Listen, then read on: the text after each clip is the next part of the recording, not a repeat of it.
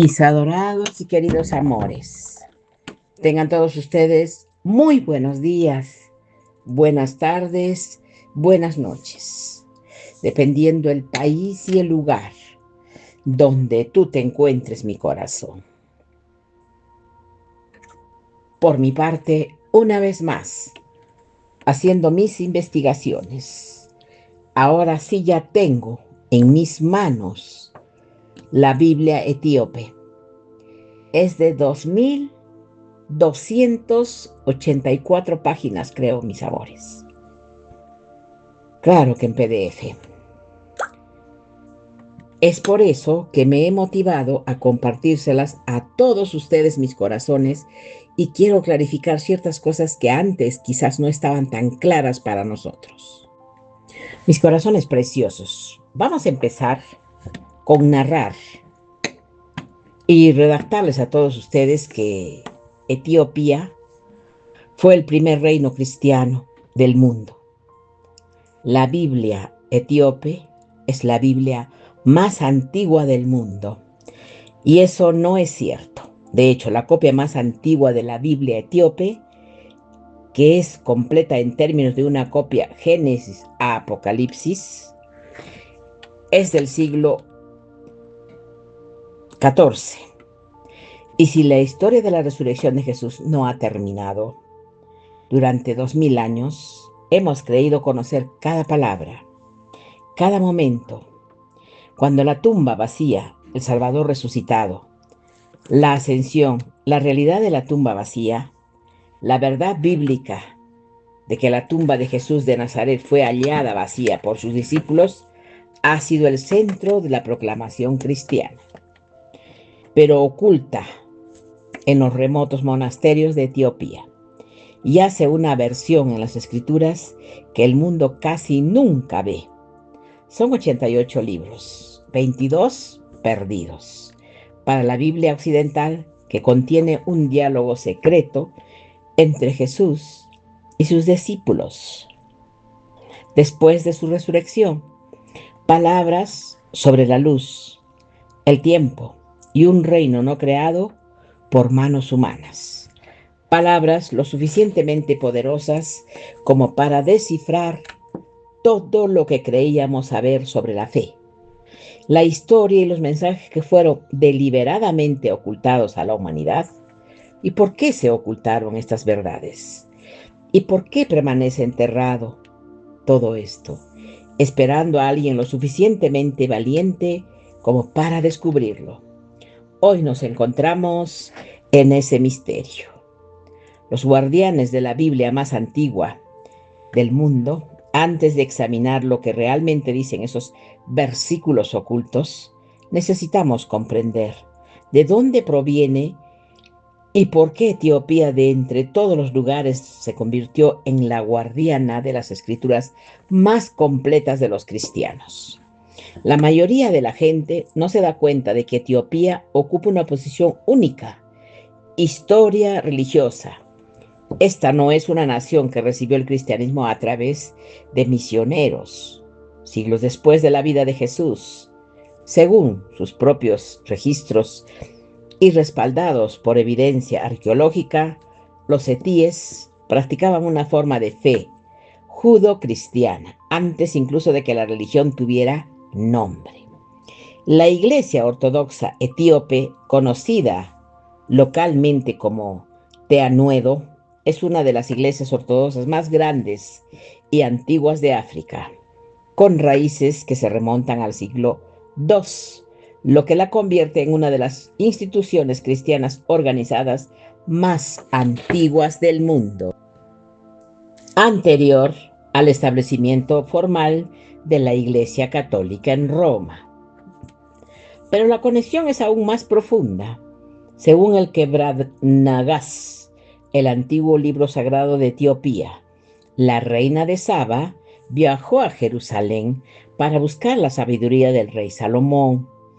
De su unión nació un hijo llamado Nenelik, quien se convirtió en el primer emperador de Etiopía y, según su cuenta, se llevó el arca de la alianza de vuelta a su tierra natal Ya sea que creas esta historia literalmente o no, o simplemente la consideres mitología sagrada, la implicación es clara. Etiopía se veía a sí misma como una nación elegida, guardiana de la verdad, divina, mucho antes de que el cristianismo se extendiera por Europa. Estudios genéticos modernos han confirmado que se produjo una importante mezcla de población entre los antiguos israelitas y los etíopes hace aproximadamente 3.000 años, lo que brinda un inesperado respaldo científico a estas antiguas afirmaciones. Aquí, ¿por qué? Esto es crucial para comprender los versículos ocultos de la resurrección. Etiopía nunca fue colonizada, sí. Es la única nación africana que mantuvo su independencia durante la lucha europea por el continente. Esto significa que mientras el resto del mundo cristiano veía sus escrituras editadas ocultados a la humanidad, ¿por qué se ocultaron estas verdades? ¿Y qué más permanece enterrado? Esperando a que alguien lo suficientemente valiente pueda descubrirlo. Hoy nos adentraremos a este misterio, los guardianes de la Biblia más antigua. Antes de examinar lo que realmente dicen estos versículos ocultos, necesitamos comprender de dónde provienen y por qué Etiopía, de entre todos los lugares, se convirtió en la guardiana de las escrituras más completas del cristianismo. La mayoría de la gente no se da cuenta de que Etiopía ocupa una posición única, histórica, religiosa. Esto no es una nación que recibió el cristianismo a través de misioneros. Siglos después de la vida de Jesús, según sus propios registros y respaldados por evidencias arqueológicas, los etíes practicaban una forma de fe judeocristiana antes incluso de que la religión tuviera nombre. La Iglesia Ortodoxa Etíope, conocida localmente como Teaeudo, es una de las iglesias ortodoxas más grandes y más antiguas de África, con raíces que se remontan al siglo II, lo que la convierte en una de las instituciones cristianas organizadas más antiguas del mundo, anterior al establecimiento formal de la Iglesia Católica en Roma. Pero la conexión es aún más profunda. Según el Kebra Nahas, el antiguo libro sagrado de Etiopía, la reina de Saba viajó a Jerusalén para buscar la sabiduría del rey Salomón. De su unión nació un hijo llamado Nenelik, quien se convirtió en el primer emperador de Etiopía y, según se cuenta, llevó el arca de la alianza de vuelta a su tierra natal. Ya sea que creas esta historia literalmente o la consideres mitología sagrada, la implicación es clara. Etiopía se veía a sí mismo como una nación elegida, guardiana de la verdad divina, mucho antes de que el cristianismo se extendiera por Europa. Estudios genéticos modernos han confirmado que se produjo una importante mezcla de poblaciones entre los antiguos israelitas y los etíopes hace aproximadamente 3.000 años, lo que brinda un inesperado respaldo científico a estas antiguas afirmaciones. Aquí, porque esto es crucial para comprender los versículos ocultos de la resurrección. Etíope nunca fue colonizada. Es la única nación africana que mantuvo su independencia durante la lucha europea por el continente. Esto significa que mientras el resto del mundo cristiano veía sus escrituras editadas, traducidas, debatidas y revisadas a través de siglos de concilios eclesiásticos, presión política y disputas teológicas, Etiopía simplemente siguió copiando lo que ya tenía. Su Biblia no fue filtrada por Roma, no fue moldeada por el Concilio de Nica, no fue recortada para ajustarse a agendas teológicas que surgieron siglos después de la vida de Jesús. La Biblia etíope es en muchos sentidos una cápsula del tiempo que preserva textos que el resto del cristianismo perdió o descartó deliberadamente. El canon etíope incluye libros de los lectores occidentales jamás han visto. El libro de Enoch, con vívido detalle, es el ejemplo por excelencia de la literatura derivada. Consta de más de 100 capítulos y miles de palabras, pero se basa en un personaje bíblico bastante desconocido. El libro de los jubileos, que reinterpreta el Génesis con nuevas capas de significado. El pastor de Hermes, un texto cristiano primitivo sobre visiones y arrepentimiento. Y cada uno de estos textos fue leído ampliamente por los primeros cristianos antes de ser excluido o antes de que se convierta en la Biblia estándar. Los monjes etíopes, aislados en sus monasterios de montañas, continuaron tratándolos como escritura sagrada. No tenían motivos para eliminarlo. Ninguna presión política los obligó a hacerlo. Simplemente preservaron lo que siempre habían preservado. Y en algún lugar de esa preservación sobrevivieron las palabras de Jesús, supuestamente pronunció después de su resurrección, mientras que el resto del mundo olvidó que alguna vez existieron. El descubrimiento que lo cambió todo es la historia de cómo salieron a la luz esos versículos. Parece sacada de una novela de aventuras. En lo alto de las tierras altas de Etiopía, donde el aire es enrarecido y los caminos apenas existen, antiguos monasterios de piedra han permanecido de pie durante más de un milenio. No son destinos turísticos.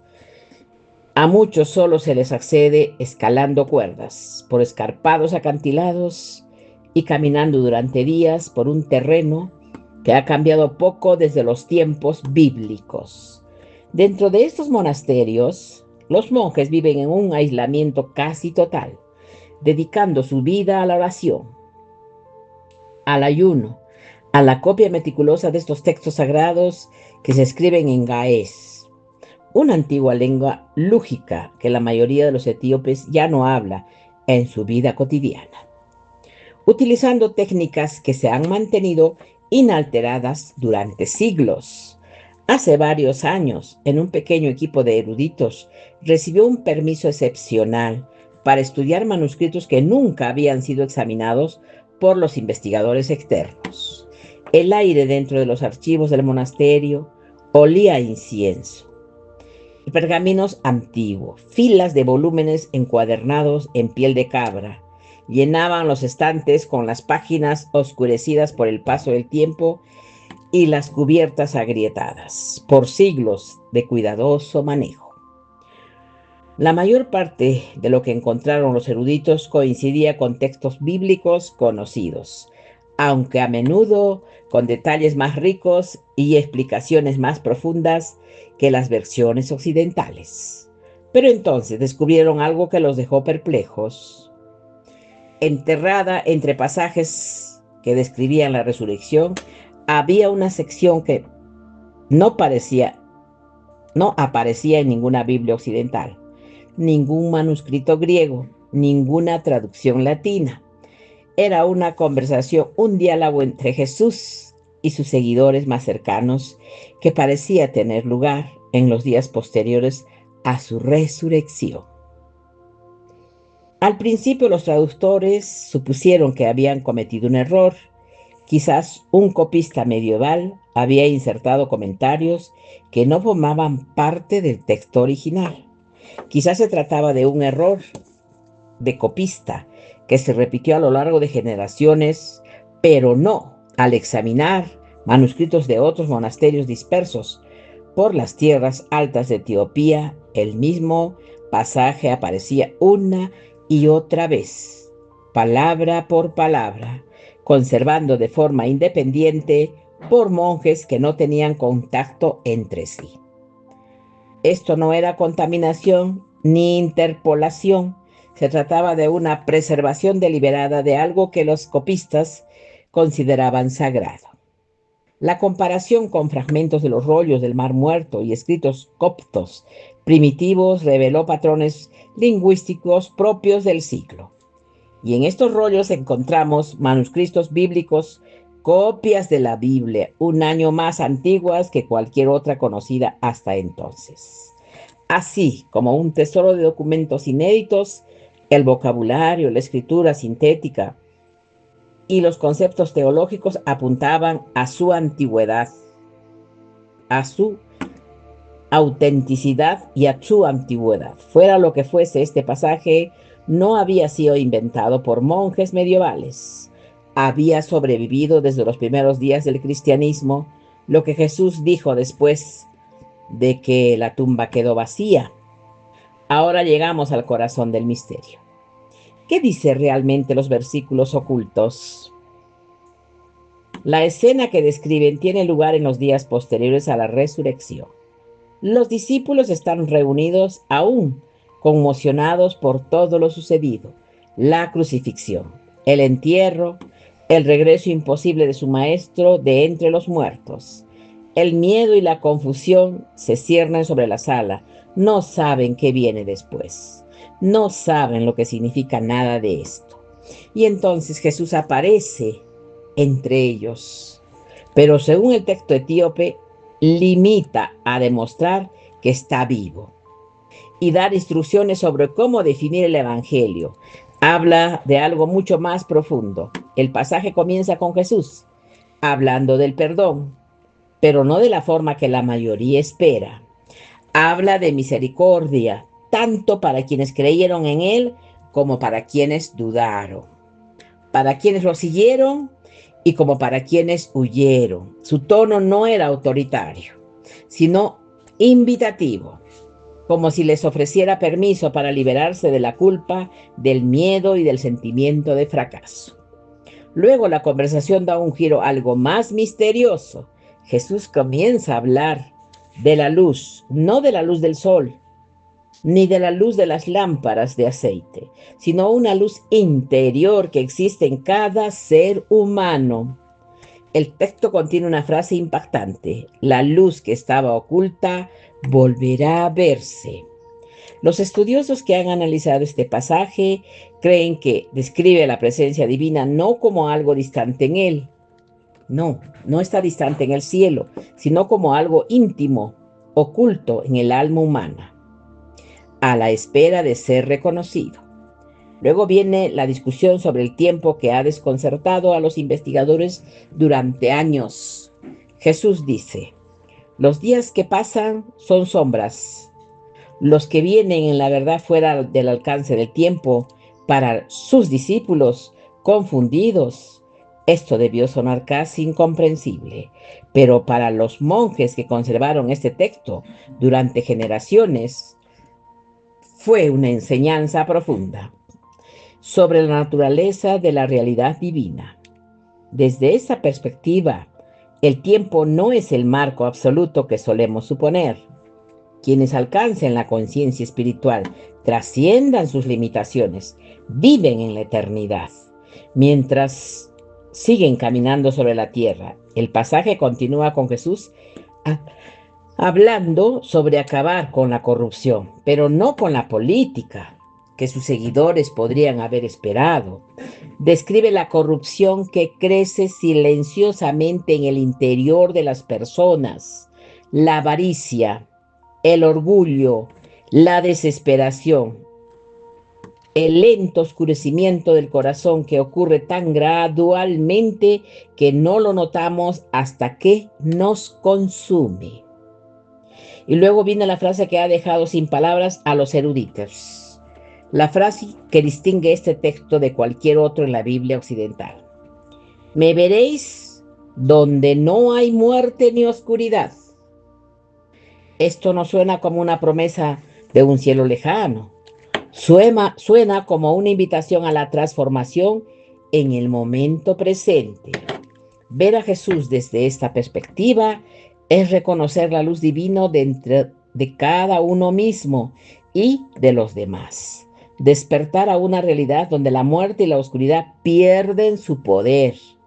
La resurrección, según este pasaje, no es solo algo que le sucedió a Jesús. Es algo que puede sucederlo a cualquiera que comprenda verdaderamente su mensaje. ¿Por qué se borraron estas palabras de la historia? Si estos versículos son auténticos y realmente conservan palabras pronunciadas por Jesús después de su resurrección, entonces una pregunta exige una respuesta. ¿Por qué se eliminaron de la Biblia que lee la mayor parte del mundo? Para comprender esto debemos retroceder y examinar cómo la Biblia llegó a existir en su forma actual. La mayoría de la gente supone que la Biblia siempre ha sido el contenido de los mismos 66 libros, transmitidos sin embargo desde la época de los apóstoles. La realidad es mucho más compleja, mis amores, porque durante los primeros 3 siglos del cristianismo no existía una única escritura consensuada. Diferentes comunidades leían diferentes textos. Algunos grupos valoraban el Evangelio de Tomás, otros estudiaron al pastor de Hermes, otros, en cambio, transmitieron cartas y visiones que nunca llegaron a incluirse en ninguna Biblia moderna. No fue hasta el siglo IV que concilios eclesiásticos comenzaron a decidir formalmente qué escritos se considerarían canónicos y cuáles serían rechazados. Estas decisiones no se basaron únicamente en criterios teológicos, porque la política desempeñó un papel crucial. El Imperio Romano había adoptado recientemente el cristianismo como su religión oficial. Y de repente surgió una enorme presión por crear una doctrina unificada que sirviera de fundamento para la autoridad imperial. Los textos que enfatizaban la experiencia espiritual personal y sugerían que los creyentes podían acceder a la verdad divina directamente sin intermediarios sacerdotales fueron vistos con recelo. Amenazaban a la incipiente jerarquía eclesiástica.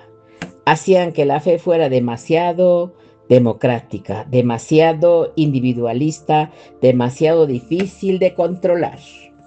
Los pasajes etíopes sobre la luz interior y el caminar fuera del tiempo encajan a la perfección con este perfil.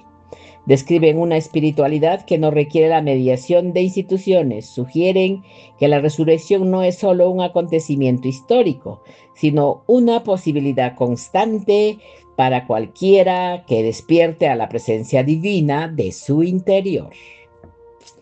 Para los líderes eclesiásticos que intentaban consolidar su autoridad, tales ideas eran peligrosísimas. Si cada creyente pudiera acceder directamente a la luz divina que tiene en su interior, ¿qué necesidad habría de sacerdotes, de sacramentos, de la elaborada jerarquía que se estaba gastando? Eso es muy fuerte, ¿verdad? Pero así fue. Algunos historiadores creen que estos pasajes fueron omitidos deliberadamente para proteger el poder institucional.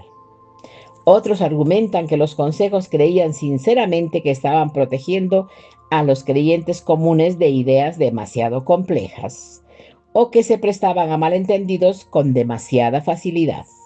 Cualquiera que fuera la motivación, el resultado sabemos que fue el mismo. Una dimensión entera de la enseñanza de Jesús desapareció del cristianismo tradicional. Mientras tanto, los monjes etíopes, aislados de estas presiones políticas, simplemente continuaron preservando lo que siempre había sido preservado: la evidencia que respalda la autenticidad. Los escépticos naturalmente se hacen la pregunta obvia: ¿son estos pasajes etíopes auténticos? ¿Textos cristianos primitivos o ingeniosas invenciones de monjes? Sí, de monjes medievales que intentaban dar mayor importancia a sus escrituras, perdón. Es un desafío válido y responderlo requiere examinar múltiples líneas de evidencia que confirmen o refuten la afirmación de autenticidad. Así pues, veamos qué reveló realmente la investigación. En primer lugar está la huella lingüística. Los eruditos que analizaron el texto original de Gaes describieron vocabulario y patrones gramaticales que no coinciden con las convenciones de escrituras etíopes medievales. En cambio, coinciden con el estilo de la composición religiosa del siglo I, el tipo de fraseo que se encuentra en textos traducidos de fuentes griegas o arameas antiguas. Esto es significativo, porque si los monjes hubieran inventado esos pasajes siglos después, habrían necesitado un conocimiento profundo de lenguas y patrones de escritura antiguos que simplemente no estaban a su alcance. Forjar un estilo del siglo I en el siglo XIV sería como si alguien hoy imitara perfectamente a Shakespeare sin tener acceso a ningún texto de Isabel. La, la evidencia lingüística apunta a la antigüedad auténtica, no a una invención medieval. En segundo lugar está la tradición manuscrita en sí. Esto es lo que la hace tan convincente. El mismo pasaje aparece palabra por palabra en manuscritos conservados en distintos monasterios dispersos por las tierras altas de Etiopía. Monasterios sin contacto documentado entre sí durante siglos. Si un solo monje hubiera inventado estos versos y su copia se hubiera difundido a otros lugares, cabría esperar variaciones, errores de copia y pequeñas diferencias que se acumulan con el paso de las generaciones. En cambio, encontramos una notable coherencia entre sus fuentes independientes. Este patrón sugiere firmemente que el texto formaba parte del canon etíope, original desde sus inicios, preservando fielmente por copistas que creían estar manejando escrituras sagradas. Estos monjes no tenían ningún motivo para inventar material nuevo. El castigo por falsificar un rito sagrado habría sido severo, y dedicaron toda su vida a la preservación fiel, no a la edición creativa.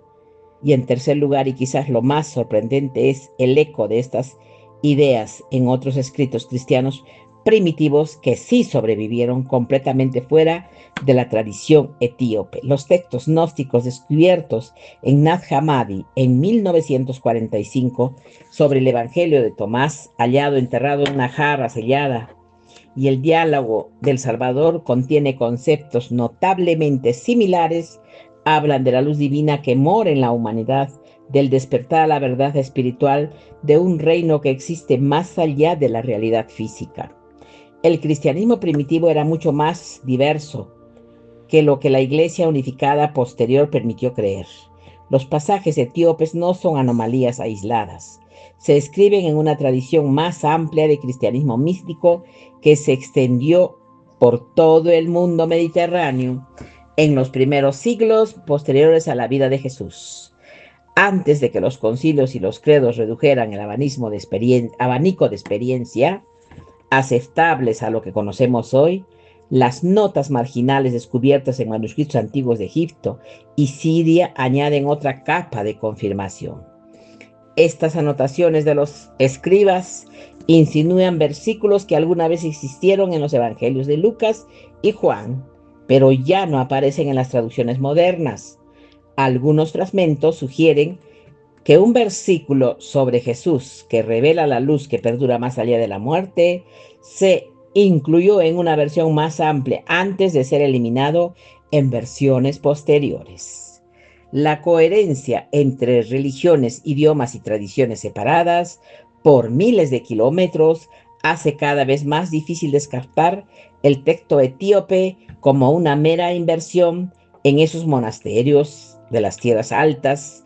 Se conserva algo auténtico, algo que el resto del cristianismo prefirió olvidar.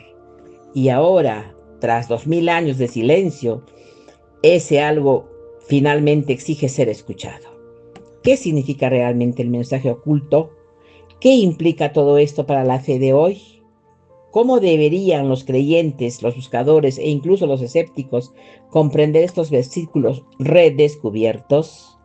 Son simples curiosidades, antiguas o contienen un mensaje que sigue siendo urgentemente relevante 2000 años después de haber sido pronunciados.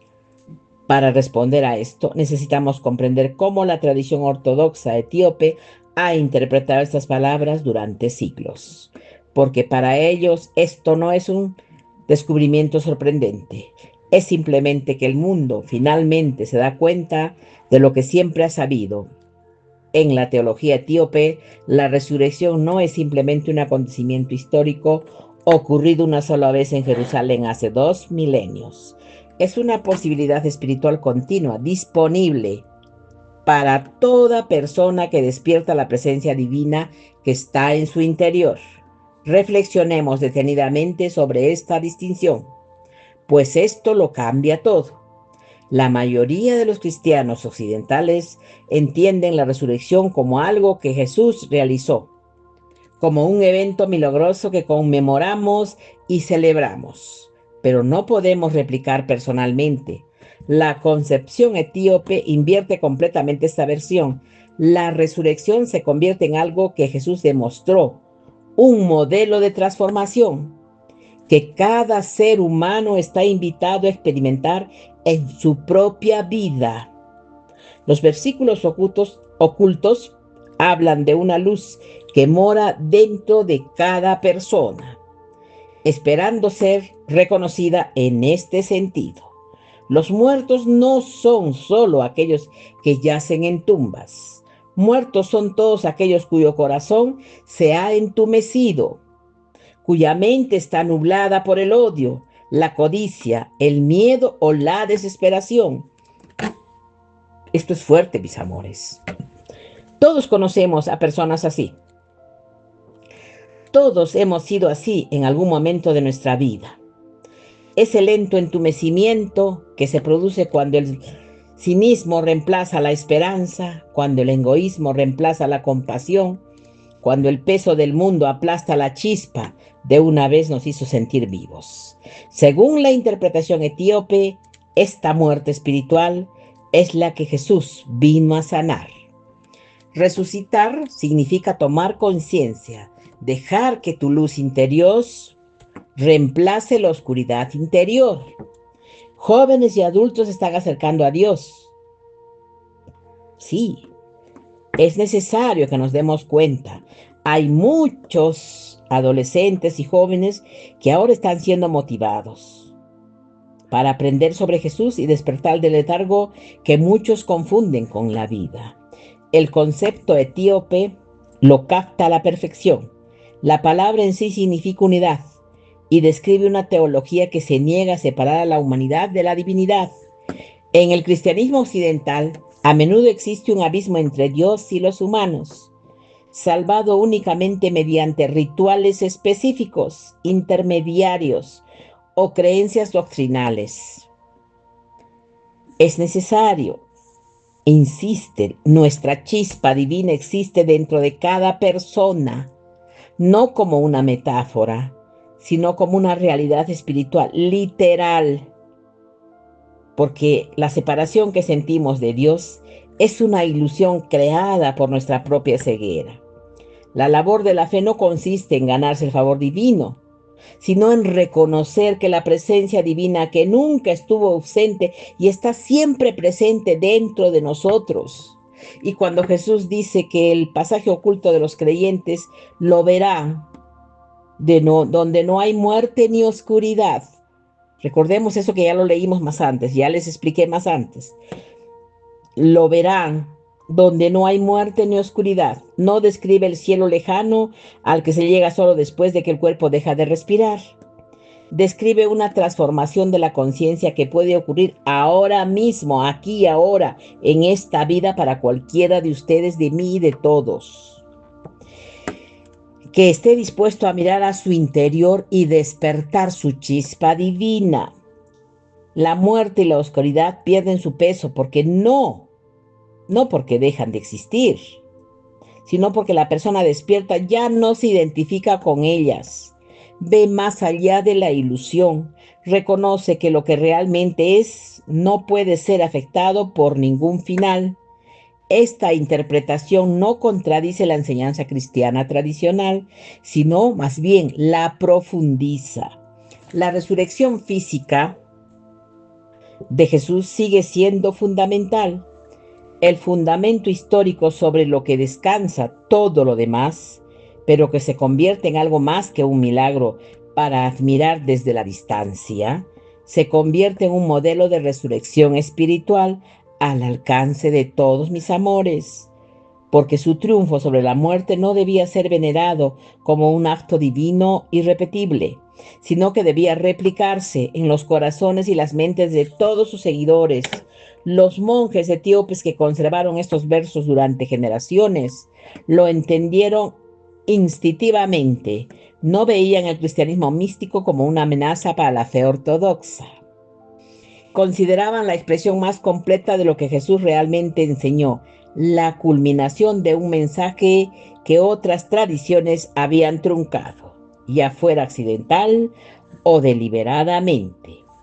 Consideremos lo que esto significa en la práctica. Si la resurrección es una posibilidad constante y no un evento histórico único, entonces cada momento se carga de potencial.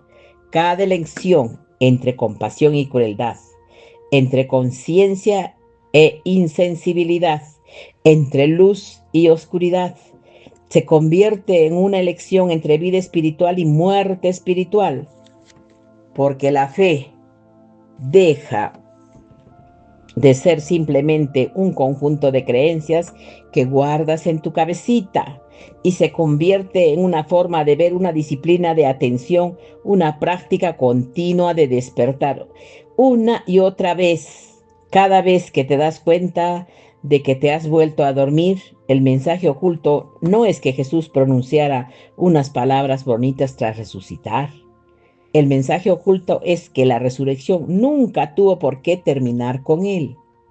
Quizás por eso estos versículos resultaron tan peligrosos para la religión institucional.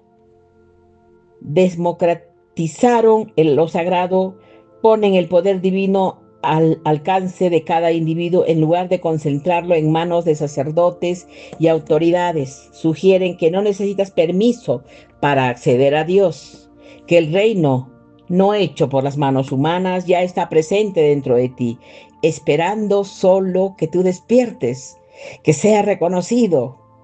Durante siglos los monjes etíopes en sus remotos acantilados comprendieron esto, copiaron estas palabras fielmente, generación tras generación, creyendo que estaban preservando el mensaje completo de Jesús.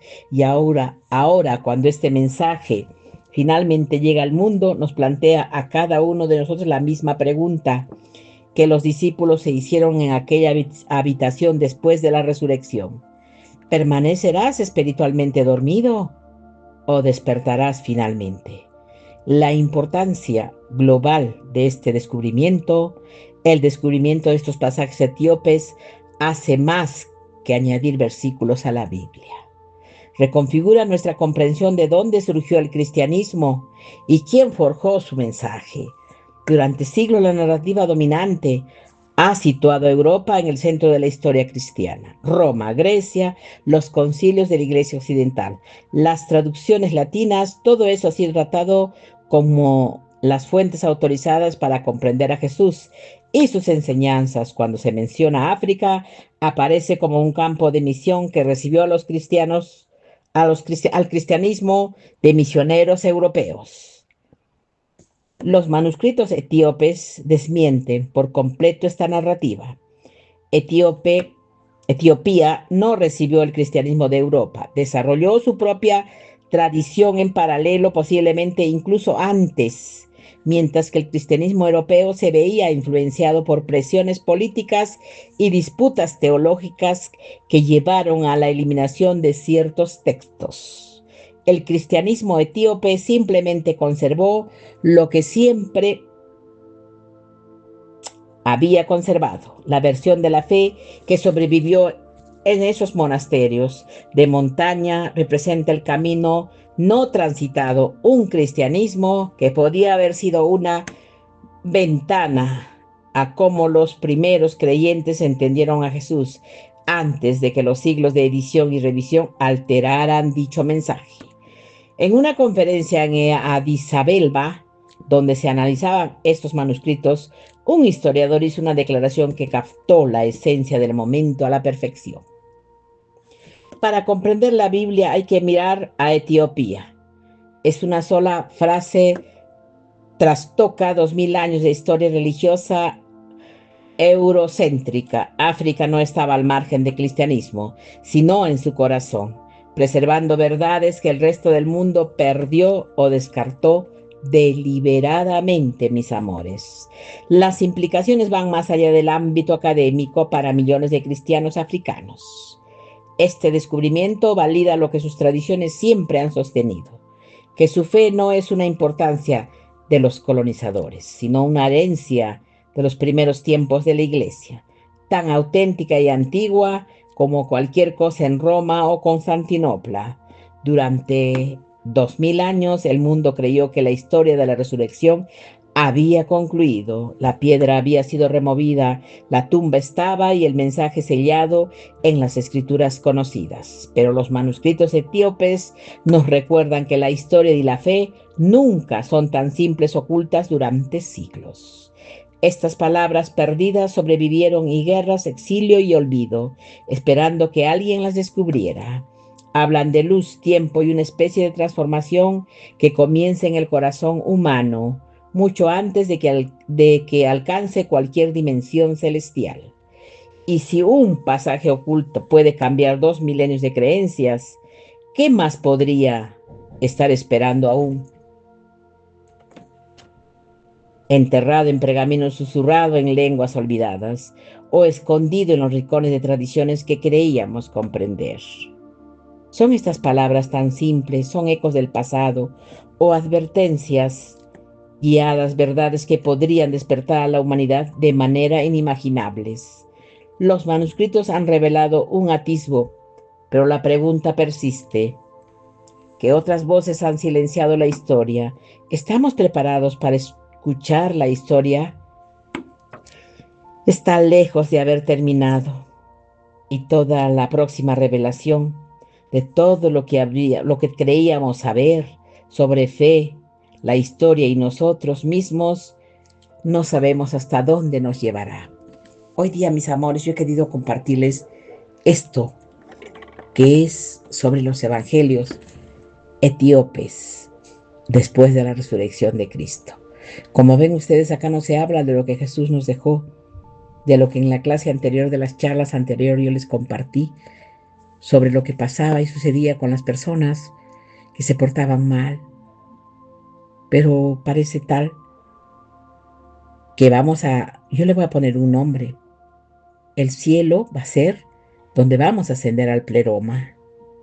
Y el lugar donde los malos, los negativos, los que no hicieron lo correcto, van a vivir eternamente.